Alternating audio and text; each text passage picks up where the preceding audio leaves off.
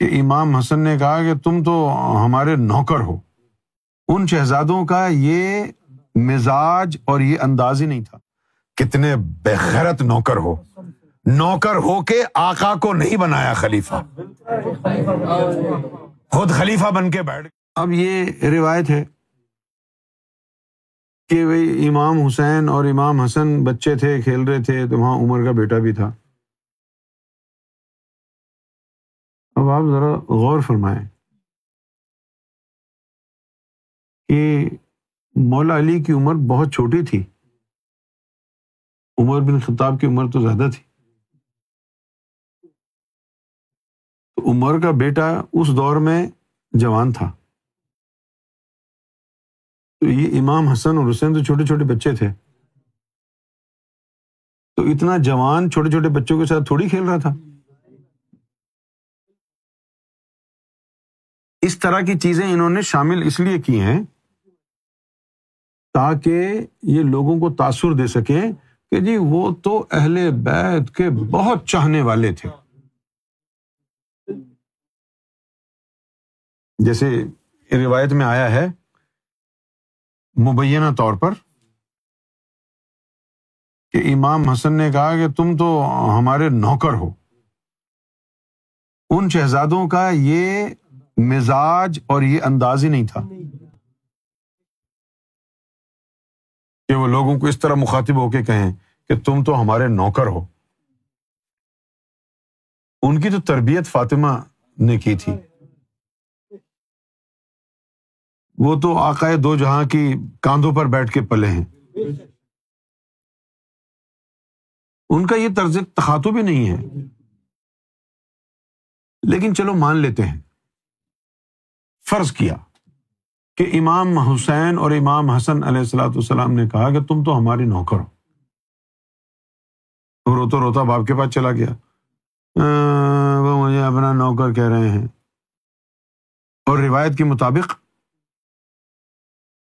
ان کے دل میں اتنا ادب تھا اہل بیت کے لیے، انہوں نے فوراً کہا کہ لکھوا کے لے آؤ۔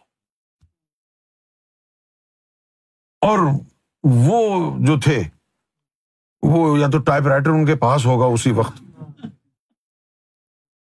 یا کوئی منشی ساتھ رکھا ہوا ہوگا، چلو بھائی فوراً لکھ کے دے دو کاغذ پہ۔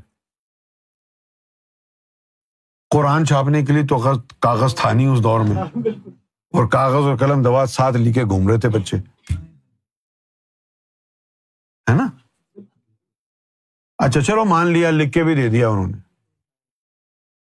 کتنا فخر تھا ان کو اہل بیت کا نوکر ہونے میں، کتنا فخر تھا۔ اب تو چٹ پہ آ گئی بات کہ تم اہل بیت کے نوکر ہو۔ واہ، کتنے بے غیرت نوکر ہو، نوکر ہو کے آقا کو نہیں بنایا خلیفہ، خود خلیفہ بن کے بیٹھ گئے۔ بے غیرت نوکر ہو، بدبخت نوکر ہو، کاغذ پر لکھوایا کہ تم حسن و حسین کے نوکر ہو ہیں، اور عمر بن خطاب کہہ رہے ہیں لکھوا کے لے آؤ اور میری قبر میں ڈال دینا یہ چٹھی۔ اور پھر نوکر ہونے پر فخر تھا ان کو، میں اہل بیت کا نوکر ہوں، لیکن آقا کو کوئی لفٹ نہیں ہے، خلافت پر میرا حق ہے، خلافت پر آقا کا نہیں نوکروں کا حق ہوتا ہے۔ سبحان اللہ، میری سمجھ میں تو نہیں آتی یہ کون سی نوکری ہے؟ ابے یہ کیا بکواس ہے یار۔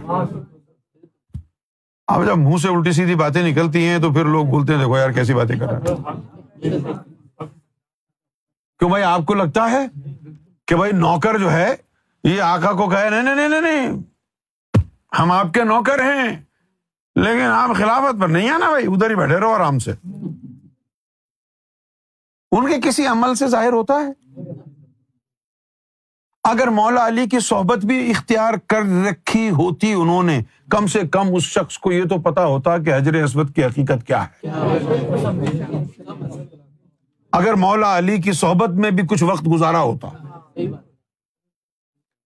جس طرح کی بکواس اس شخص نے کی ہے اس سے پتا چل رہا ہے کہ مولا علی کی صحبت میں بیٹھا نہیں وہ بندہ، کیونکہ مولا علی نے فوراً ٹوکا اس کو کہ عمر تو غلط کہتا ہے، میں نے خود رسول اللہ سے سنا ہے کہ یہ نقصان بھی پہنچا سکتا ہے پتھر، فائدہ بھی پہنچا سکتا ہے۔ اور جب یوم ازل میں اللہ تعالیٰ نے سب سے اقرار لیا تھا تو اس کو بند کر کے اس کے حلق میں ڈال دیا تھا۔ یوم ازل میں حجر اسود انسانی صورت میں تھا، اس کے سینے میں سب کا ایمان محفوظ ہے، یہ مولا علی بتا رہے ہیں۔